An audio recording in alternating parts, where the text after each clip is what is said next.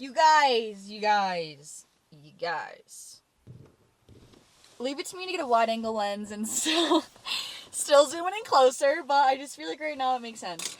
Anyways, welcome to day 6. This video, I'm really actually proud of this creativity that came to my head because I was like, I think this would be such just an overall good video concept. And basically I want to share with you guys what I would do differently if I were to start fitness all over again. And I'm like, this is the video. Like, basically my intention with this to be like, if you are just starting out, or even if you're like currently in your fitness journey, really for anyone, but specifically like if you're just starting out, this is probably like this is the video that you should watch to make sure that you're like, you know, officially on track with your goals. Learn from me, my mistakes. I've been lifting for literally over 6 years now.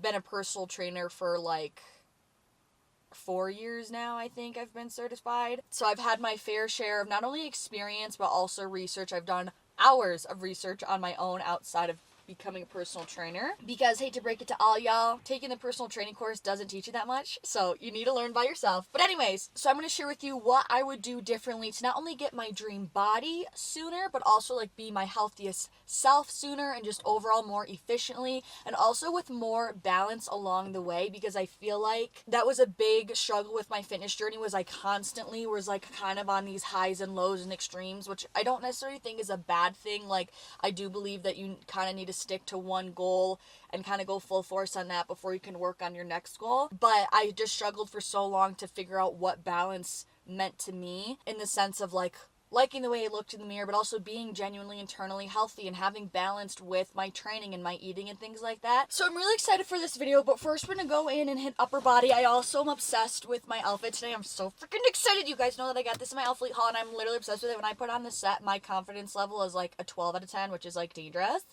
And also, you guys, if you have divorced parents, you're gonna understand this analogy, but I've been packing, I have this huge, look at how big this bag is. My gym bag. This is my gym bag, okay? EHPLABS, like, bag, way bigger than it needs to be for any average human's gym bag. But lately, I literally feel like, since I've gotten so much new camera equipment now, and since it's like the winter, so I will bring a pair of shoes to change into, I literally feel like before I'm going to the gym, I'm packing my bag as if I'm like switching houses for my parents, like when I was growing up and would go back and forth between my divorced parents' homes. Like, this is literally what it feels like. I have so much freaking crap in here, it's insane.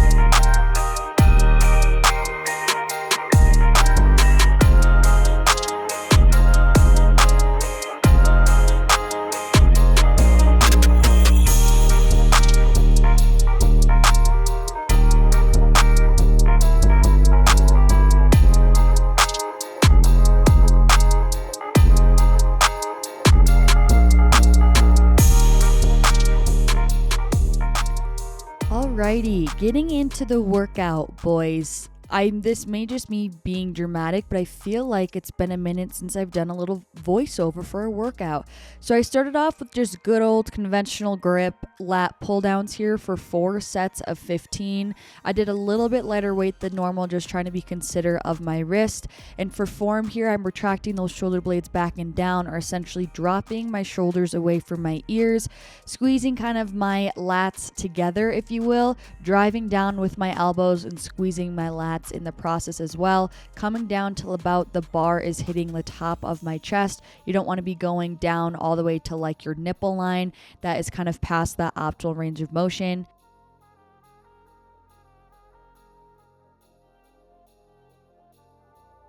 Then from there, I did a single arm dumbbell row for 3 sets of 15 on both sides. Obviously, I've really been loving this one. This is like such an iconic, like this is such a staple back workout to me. Like, I've been doing this since literally when I first started lifting, and I just have recently started doing it again, and I forget how much that I love it. But essentially here you want to keep that back nice and flat. Your neck is in line with your spine, and here you want to keep your elbows close in towards your side as opposed to that last lat pull down that we were doing. Our elbows were out wide. Here you really want those elbows to stay parallel to your side and stay as close to your side as possible. You want to stay focused on driving your elbow to your hip, and remember that just your hands are simply hooks for the weight. You should be squeezing your lat in order to drive that dumbbell up towards your hip. From there, I went into a little superset because we all know I love my supersets on upper body days. So I did a dumbbell flat bench press for 3 sets of 15.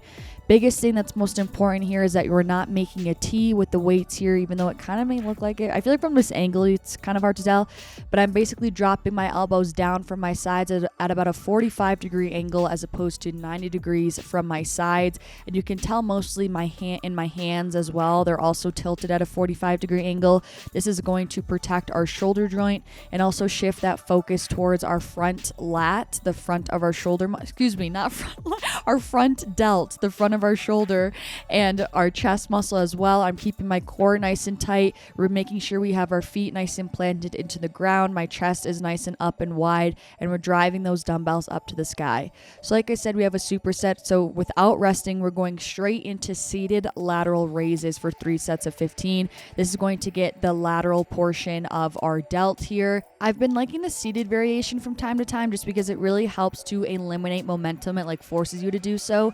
Again, my hands are coming out up kind of like in a Y, not as like a T out from my sides. There's a slight angle in my hands as well, a slight bend in my arms to protect my elbows, and I'm coming up until the dumbbells are just parallel to the ground. No need to go any higher than that, like I always say, because that's when you're going to lose the optimal range of motion and that constant tension, which is what we always want.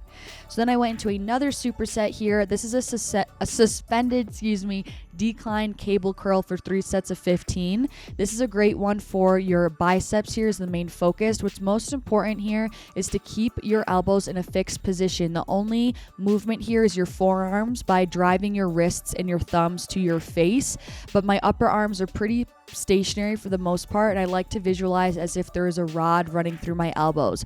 Keeping a really tight core is going to be really important here to keep proper posture and therefore proper form in this movement. So that was for 3 sets of 15, and since this is a superset, I went directly into kneeling face pulls for 3 sets of 15 as well. This is going to hit our upper back and our rear delts, or the back of our shoulders. So here we want our elbows to flail out, right? Basically, we're driving those elbows towards the back of the room. Our palms are facing down. We want our thumbs to come towards our top of our shoulders, I guess, if you will. We're squeezing our upper back and engaging those rear delts as well. The core is nice and tight, and you really want to make sure you're allowing to have that nice big stretch when you're putting the weight back down, having a nice stretch as you lean forward, and then contracting all those muscles as you come back and bring your elbows to the back of the room. Then to finish off for some tricep isolation, I did single arm cable tricep extensions for 3 sets of 10. Here I did an underhand grip because it just felt best on my wrist and my scar, my surgery incision, I guess, if you will. So here we want to keep our elbows nice and tight to our sides. Our upper arms are really tight to our side. The only movement here is coming from our elbow joint, and our forearm is the only thing that should be moving here. Drop your shoulders away from your ears again, as always, to make sure that we're engaging the correct muscles and we have a nice stable base. Engaging your core is also going to help with that. Drop those shoulders away from the ears and really focus on driving your knuckles down towards the ground by contracting your tricep. Alright, workout was pretty nice, and I really was messing around with my camera settings in there, and it felt superb. I was liking the way the footage looked, so I'm excited. Now I'm running into Best Buy. I have an appointment at 12:20, and it's 12:21 to try to get this fixed, and we're going to see if they have anything valuable to say, and yeah, we can only hope at this point. Alright, off we go.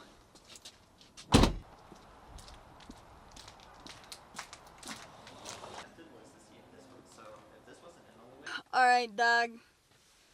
Basically, he cleaned out the charging port and said, maybe get the charging port replaced. If not, get a new phone. And I'm kind of at the point of like, I think I should just get a new phone.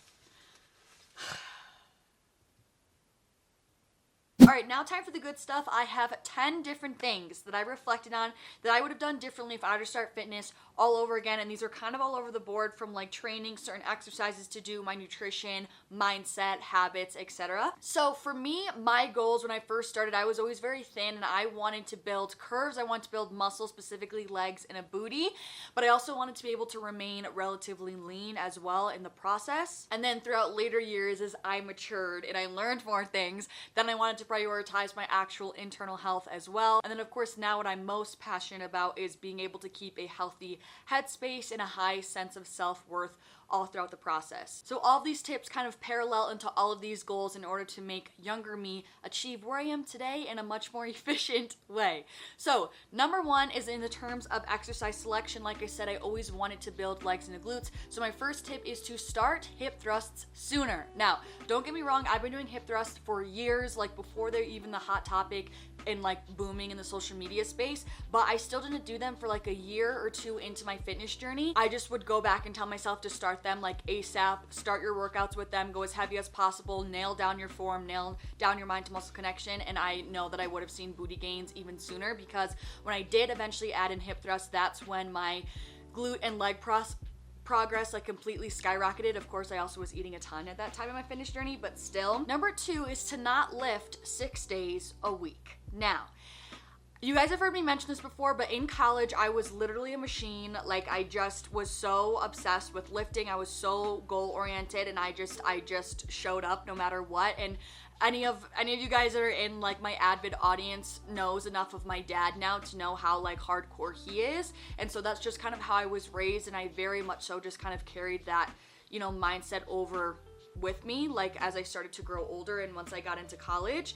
But it caught up to me very quickly, how, like just training that hard and that much and that often. I always say that I don't want to make this about like gender, but it's just like biological down to our sex. Females are just more sensitive to stress, and it's way easier for women to overtrain, and 6 days is just too much.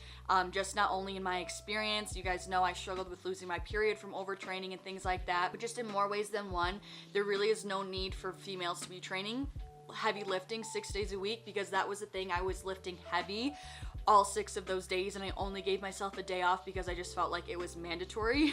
So looking back now, I would tell myself to only train 2 leg days throughout the week and then 2 upper body days, because I know at that point in my fitness journey, like I was really trying to build muscle and build my foundation of my physique. So I would have told myself just to stick with 2 leg days and 2 upper body days, and that would have totally helped my cortisol levels, my body, the stress that my body was going through, and would have helped with my hormonal health, which ended up getting negatively impacted down the line because I kept with that habit of just training so hard and so frequently. And that brings me to my third tip, which is to add in some lower intensity workouts, bits of exercise, not only to help with my hormonal health and making sure that I'm not overtraining, that's like the first point of it for sure, but also because I remember when I was so strict into lifting, when that was the only form of exercise, like I wasn't walking, I wasn't doing anything, no cardio, no running, no nothing. Like I was doing absolutely nothing else other than just heavy weight training. And I remember I felt so slow. And in high school, like I played sports, I played lacrosse and track and things like that, which involves a lot of running. I was super quick, and I remember like I think it was like, yeah, I don't know, end of freshman year of college or middle of sophomore, I don't really remember, but I remember when it hit me when I tried to start to like do some sort of something else of cardio, and I was like, I am so slow. And that's when it hit me of like, you can lift all day long, but that doesn't mean that you're improving your overall athleticism if that's the only thing that you're doing. So simply just incorporating other bits of exercise would have helped a ton with my athleticism, but also adding in some lower intense days of like Pilates, yoga, walking, things like that would have totally helped with keeping my hormone levels optimal, keeping my stress to a minimum as well. And also that would have been a great thing to add for like a 5th movement day, like after those 4 weight training sessions, go do Pilates on your 5th day live, or go do yoga, go do something different. That leads me into number 4, which is to walk more. I'm always preaching this left and right. I will never ever stop walking, I don't think, but just telling myself, my past self, to walk more. Beginning of my fitness journey, I would laugh at people who would go walk on the treadmill. I did not think it was I didn't think it was an effective method of exercise at all. I didn't think it did anything. So now I totally would have at least told myself to try to walk like maybe 3 different times a week for 30 minutes and just start with that, just because it's so good for my mental health and also your physiological health, helps with your hormones and keeping your cortisol levels lower as well. That just was my biggest issue. I just went so hardcore when I first started, when I was younger, that it almost kind of was backfiring a little bit to an extent, because hormones are everything, which I'm always preaching to you guys, and they do very much so play a role. So definitely would have told myself to start walking, even if it just was 3 days a week for 30 minutes. Totally would have helped not only my physique, weight management, maintaining leaner physique, but also keeping my cortisol levels and hormone levels at an optimal place. Number 5, all of these are kind of flowing. Every time I want to be like, which leads me to my next point, but they do kind of all flow. Number 5 is to cool it on the HIIT cardio. Now, if you guys watched my video, which I'll link up here, all about the mistakes that I made when I initially started to go into my first fat loss phase, and I say in the video how I completely just skyrocketed up on the HIIT cardio because I thought that was the only way really to lose fat, was because you got to burn the fat off by doing really high intensity cardio, which is completely not true. So there was a point in time where I was doing 4 HIIT cardio sessions a week, which is absolutely absurd, and I would not recommend anyone to do that, especially if you're not like a high level athlete, and especially if you are a female, because like I said, our hormones are much more sensitive. I would never recommend or, you know, prescribe someone to do any more than 1 to 2 HIIT sessions a week, max 3 at the very max. But for me, that just was compounding my hormone issues. My body was just even more stressed out from doing that. It led me being very puffy, very inflamed, and it just was unnecessary, and it just, looking back, it just was not optimal for my health in any which way. I wouldn't say to completely eliminate it, because I still incorporate HIIT training into my weekly schedule, but it's much more controlled and I don't overdo it. So I still would recommend myself to keep it within my training split, but maybe only like 1 session a week instead of 4, you know? And with that, number 6 is to not slash my calories. So the same time that I completely ramped up HIIT cardio, I also completely slashed my calories because I didn't know what I was doing when I was trying to lose weight. Slashing your calories is never the answer by any means, and rapidly increasing your calories is never the answer by any means as well. I'm a huge advocate for kind of doing slower, gradual changes, so we're not like putting our body through a lot of big shock at once. So even looking back, like when I was trying to go through my leaning out phases, that's totally fine. Don't feel like you can't go into a fat loss phase, but just understand there's no need to literally drop your calories by 1,000 ever. You really never, ever, ever need to drop your calories by 1,000. It's just a recipe for disaster, to be fully honest. It's not sustainable. It's just gonna stress your body out, put your body into overdrive, and just lead to a whole big mess. So that's my next tip, number 6. Don't slash your calories. If you are trying to go into a deficit, create like a 250 to 500 calorie deficit per day, and like just start there, and I promise you're gonna see some results, Liv. Like, no need to go, you know, crazy. On the nutrition train, number 7, which this is gonna be, if I were to tell my younger self this, I know she'd be like, what? Like, this would be such a harsh wake-up call. But number 7 is that high protein packaged foods, newsflash, aren't healthy. Now, at this point in my life, in my fitness journey, I was in college during this period, so a lot of what I ate was for convenience. You know, like, I kind of had to do what I had to do. I was still a student and training really hard, like all that stuff, so I didn't really always have time to like make all this homemade, fresh, whatever. Like, I kind of would try to find the balance between whole foods, but also having them being like frozen packaged foods, and just kind of, I did what I could, but I know that it could have been even better, and I just know in the moment that I thought that this was like really, really healthy, like best thing for me to do. And it was more convenient than it was healthy, for sure. I didn't really care too much about the ingredients at that point. I cared about the protein content in comparison to the carb ratio. Pretty much how much protein that I could get for lower calories. And when I was in my winter bulks, I remember I would eat like crackers and things like that just to help me get the calories in, so they were more packaged. But again, I just didn't really think it mattered, because I just thought that still only calories were king at the end of the day. So I would tell myself that just because something has a lot of protein, it's a protein cookie, doesn't mean that it's necessarily good for you. Like, hey, it may be benefiting your physique, I guess, if you will, but it is not benefiting your internal health by any means, which you kind of do need to find the balance of both. Like, they both matter. And I would tell myself to focus more so on whole foods a little bit. And like I'm saying, just because something that's high protein does not mean that it's like the healthiest thing in the world for you. Number 8 is to eat more superfoods and kind of like seeds, I want to say, for omega-3s. Back to all my hormonal issues that I went through, I had no idea of the foods that help to support your hormones. Like I said, I was eating more so like packaged protein things or like frozen foods that were kind of like whole food based but still like kind of other crappy ingredients within it, things like that. And all of those things did play a role with like negatively impacting my hormones in one way or another, and it just wasn't optimizing my internal health at the end of the day. And now omega-3s are really important for me to have optimal hormone health, helps with my hair and my nail health 100%.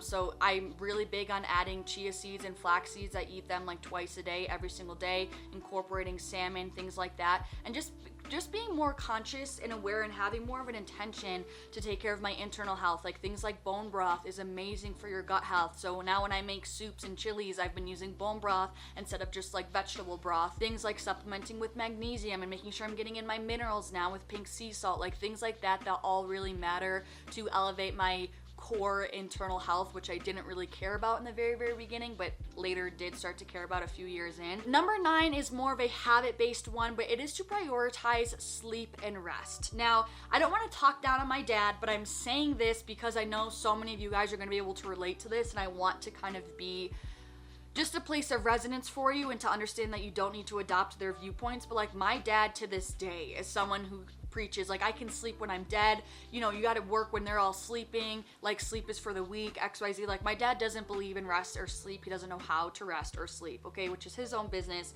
whatever, but I don't want to take that on. And from my own research and what I've learned, it is so important to prioritize sleep for your internal health, for your longevity of your life, and just overall like resting and stress management. Like fun fact, you guys, in terms of, there was a study that was done on your telomeres are basically what kind of dictate the speed of aging, if you will. So I might chronologically be the age of 23, but my telomeres, which is kind of my biological body age, is going to tell me a different age depending on my lifestyle habits, genetics, how I've taken care of myself, etc. And they found that the number one thing that negatively impacted and shortened or progressed your aging more than anything, more than obesity, more than smoking, was high stress. Like high stress literally kills, and that's why I'm such a huge advocate. I'm always preaching to you guys about keeping a healthy headspace for this reason. Managing your stress is so important for your true, genuine internal health. Looking back, I know that I used to kind of give up sleep to do other things or to check off other things on my to-do list and make sure I did XYZ, and looking back, I would tell myself, Liv, go to bed, rest. You've been training so hard, especially in my fat loss phase. That's all my body needed was some freaking rest because I was putting it into overdrive. So that would have been my next tip. And lastly, number 10 is to remove your self-worth from your progress and physique.